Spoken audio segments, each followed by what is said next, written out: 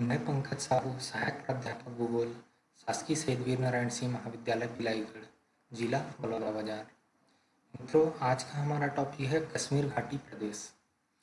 BA भाग 2 के प्रश्न पत्र द्वितीय नवीन सिलेबस के अनुसार जो भारत का भूगोल है उसके अंतर्गत एक टॉपिक है कश्मीर घाटी प्रदेश। तो आज हम इसी का अध्ययन करेंगे। तो देखते हैं कश्मीर घाटी प्रदेश।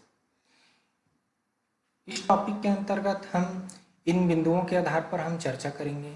पहला परिचय, दूसरा स्थिति एवं विस्तार, तीसरा जलवायु, अपवाह तंत्र एवं उच्चावच, मृदा, वनस्पति एवं वन्यजीव, सांस्कृतिक कारक, आर्थिक कारक। मित्रों, इनमें जो ऊपर के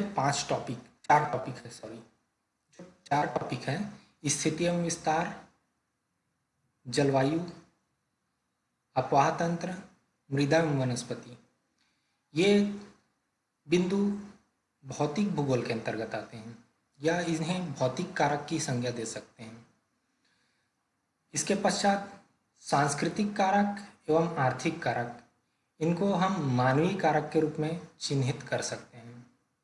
तो इन्हीं बिंदुओं के आधार पर हम कश्मीर घाटी प्रदेश के ऊपर चर्चा करेंगे। तो पहला बिंदु हमारा परिचय।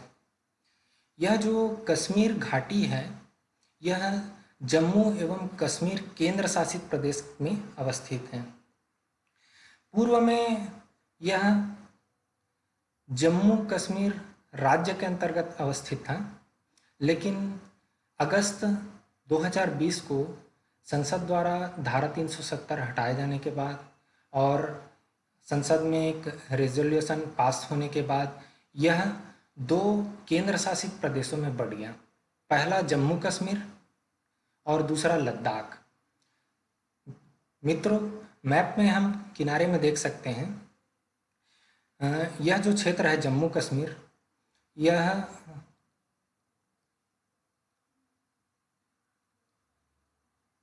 यहाँ पर ये जो रेड कलर में जो शेडेड है, लाल रंग से जो वर्णित है, यह क्षेत्र जम्मू कश्मीर का पाक अधिकृत क्षेत्र है। और ये जो पूर्वी क्षेत्र में, उत्तर पूर्वी क्षेत्र में डार्क शेडेड एरिया है, ये अक्साई चीन कहलाता है। इस क्षेत्र पर चीन का कब्जा है। रह गया ये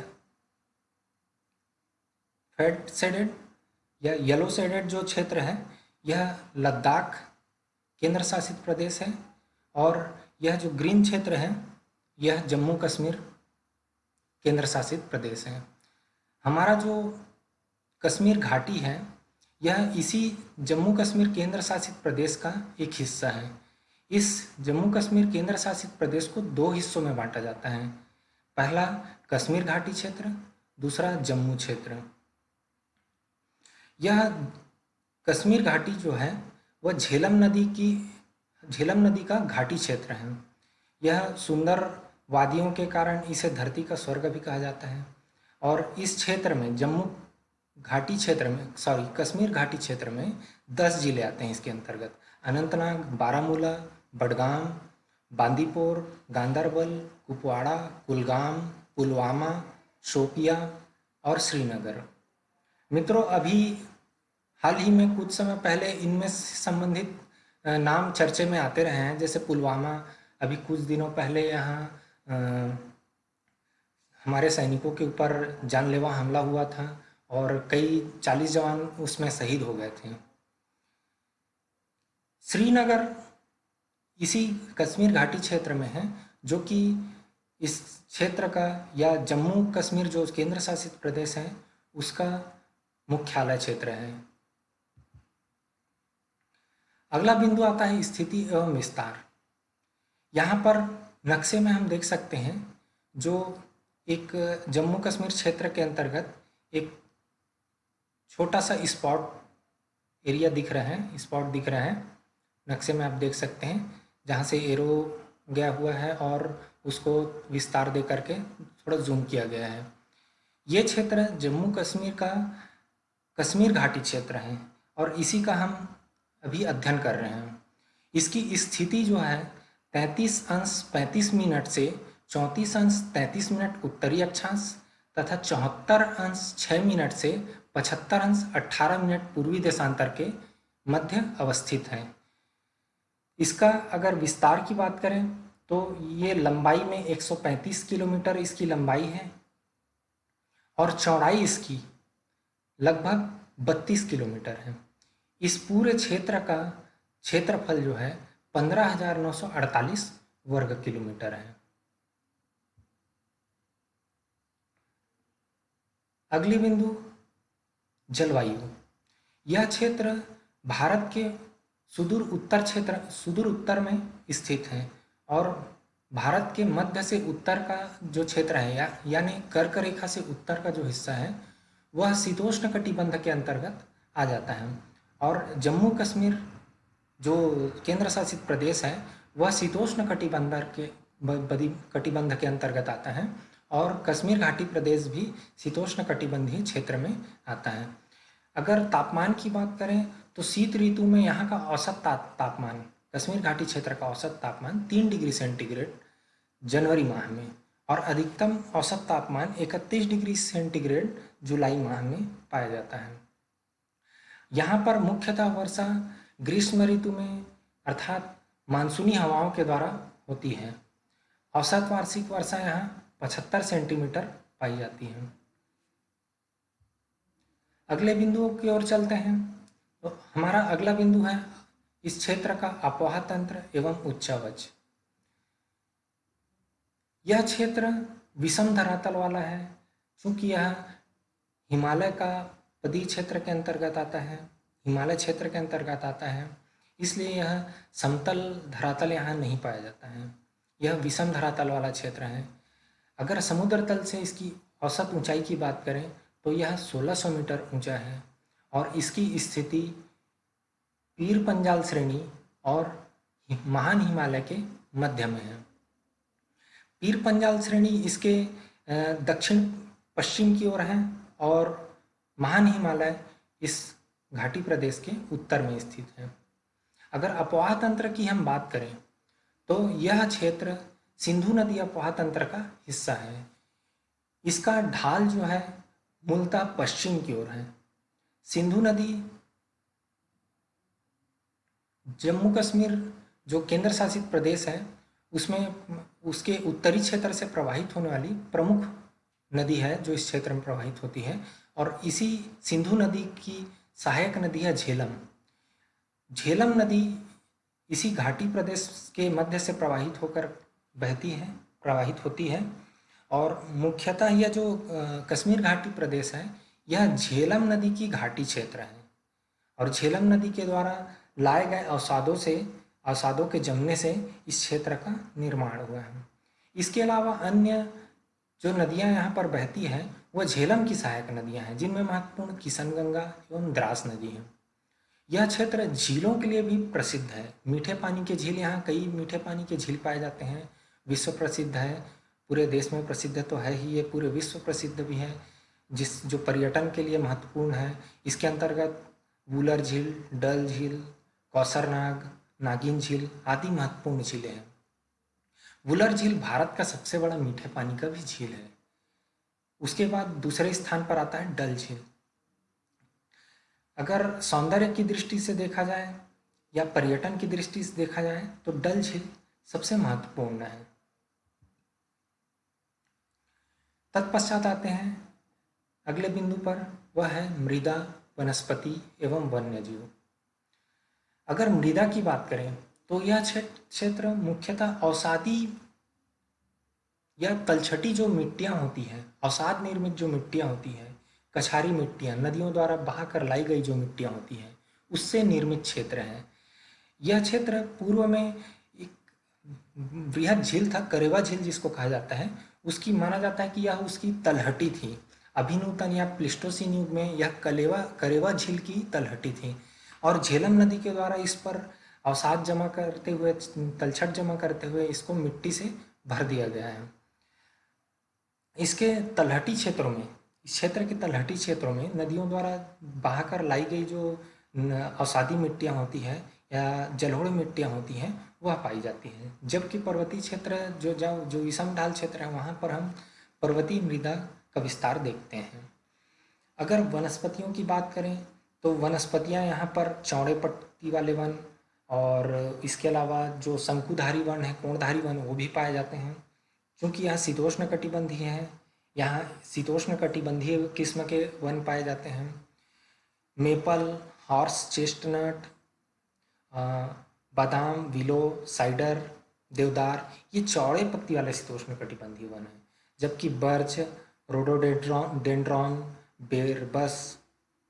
बेरबर्स, ये जो हैं ये कोणधारी वन के अंतर्गत आ जाते हैं। इसके अलावा वन्य जीव अगर हम इस क्षेत्र में देखते हैं तो कई प्रकार के दुर्लभ वन्य जीव प्राणियां इस क्षेत्र में पाई जाती हैं। इनमें इबेक्स, स्नो लेपर्ड, मस्क हिरण, भेड़िया, चीता, तेंदुआ, चकोर, स्नो पार्ट्रीज, हंस, दलिया, चकोर, बगुला इत्यादि महत्वपूर्ण है, प्रमुख हैं। अब आते हैं हम मानवीय कारक की ओर। मानवीय कारक में हम देखते हैं सांस्कृतिक कारक। सांस्कृतिक कारक के अंतर्गत अगर हम इस क्षेत्र की जनसंख्या देखें तो जनगणना वर्ष 2011 के अनुसार इस क्षेत्र में 69,07,622 यहाँ की जनसंख्या थी। और प्रमुख भाषाएं अगर देखें इस क्षेत्र में बोली जाने वाली तो इसमें प्रमुख है कश्मीरी। सबसे पहला स्थान कश्मीरी का है, सबसे ज़्यादा संख्या में कश्मीरी बोली जाती है इस क्षेत्र में। उसके पश्चात आता है उर्दू, फिर पहाड़ी, गुर्जरी और सिन्हा। उर्दू यहाँ की कहा जाए तो इस क्षेत्र की आधिकारिक भाषा है। अगर विभिन्न मतावलंबियों की बात किया जाए, धर्मावलंबियों की बात किया जाए तो इस्लामिक धर्मावलंबी यहाँ पर सबसे ज़्यादा है, जो कि लगभग 97% के आसपास है। उसके पश्चात दूसरे स्थान पर हिंदुओं की संख्या आती है जो कि 1.84% है। तत्पश्चात बहुत ही कम संख्या में सिख हैं 0.88%, बौद्ध हैं 0.11%। अगर सांस्कृतिक कारक की बात करते हैं तो इसके अंतर्गत उस क्षेत्र के लोकगीत, लोकनृत्य भी देखा जाता है। तो इसमें लोकगीत एवं लोकनृत्य समाहित होते हुए भांड जश्न, डमहल, कूद, बच्चा नगमा, रूप, हफीजा, बुगी, नचून, इस प्रकार के लोकगीत एवं लोकनृत्य यहाँ पर प्रचलित हैं। अगर हम आर्थिक कारक की बात करें तो आर्थिक कारक में मुख्यतः यहाँ पर ये आर्थिक कारक को हम कृषि में देख सकते हैं। कृषि में यहाँ की अधिकांश जनसंख्या कृषि पर आधारित है, कृषि आधारित अर्थव्यवस्था पर संलग्न है। कृषि में यहाँ मुख्यतः खाद्यान्न में चावल, मक्का, ज्वार, बाजरा, गेहूँ ये फसलें ली जाती हैं। नकदी फसलों में की अगर हम बात करें तो नकदी फसलों के अंतर्गत कपास, तंबाकू ये महत्वपूर्ण है। और बागानी फसलों के लिए क्षेत्र तो पूरे विश्व में जाना जाता है, विश्व प्रसिद्ध है। सेब, नाशपाती, इसके चेरी के बागान यहाँ पर बड़े बड़े बागान पाए जाते हैं। और यहाँ से जो सेब का, नाशपाती का उत्पादन होता है वो पूरे देश के साथ साथ विदेशों में भी निर्यात होता है। इसके अलावा हम अगर उद्योग की बात करें तो उद्योग में यहाँ पर बड़े उद्योग तो यहाँ स्थापित ज़्यादा मात्रा में नहीं है, ज़्यादा संख्या में नहीं है, क्योंकि उसके लिए अनुकूल वहाँ पर दशा नहीं है। हस्तशिल्प जैसे उद्योग में कागज लुगदी से वस्तुएं निर्माण करना, है ना, लकड़ी पर नक्काशी करना, कालीन, शाल, कसीदाकारी की विभिन्न वस्तुएं, ये मुख्य यहाँ पर हस्तशिल्प उद्योग के अंतर्गत आते हैं। और इसमें निर्यात की जाने वाली वस्तुओं में लकड़ी, फल, सूखे मेवे, धातु के बर्तन, खेल सामग्री, चमड़े की बनी वस्तुएं इत्यादि यहाँ से निर्यात की जाती है और ये यहाँ के आय का प्रमुख साधन है। अगर हम उद्योग की बात करें तो यह क्षेत्र चूँकि नवीनतम क्षेत्र है, प्लीस्टोसीन युग में इस क्षेत्र का निर्माण हुआ है। और अगर हम भूगर्भिक संरचना की दृष्टि से देखें तो जो हिमालय क्षेत्र है वही नवीनतम क्षेत्र है, उसकी उत्पत्ति टर्सरी युग से मानी जाती है। तो इसलिए यहाँ पर ज़्यादा मात्रा में खनिज तत्वों की उपलब्धता नहीं है। अगर हम पूरे जम्मू कश्मीर क्षेत्र की बात करें तो जम्मू कश्मीर क्षेत्र में जो उसका पश्चिमी क्षेत्र है अर्थात जम्मू क्षेत्र है, वहीं कुछ मात्रा में हम खनिज तत्वों की उपलब्धता हमको मिलती है। और विषम धरातल होने के कारण, यातायात आवागमन के उचित साधन न होने के कारण भी यहाँ पर बड़े उद्योगों का विकास नहीं हो पाया है। आर्थिक दृष्टि से अगर देखा जाए तो यहाँ पर अर्थव्यवस्था का प्रमुख आधार, एक और आधार है पर्यटन। यहाँ की सुंदर प्राकृतिक वादियाँ बहुत से पर्यटकों को अपनी ओर आकर्षित करती हैं और यहाँ की आय का प्रमुख साधन भी एक पर्यटन उद्योग है। यहाँ पर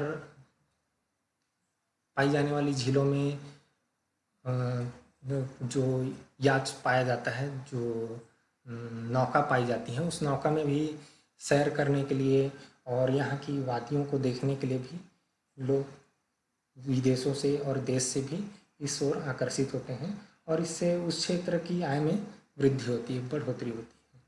तो ये था हमारा कश्मीर घाटी प्रदेश,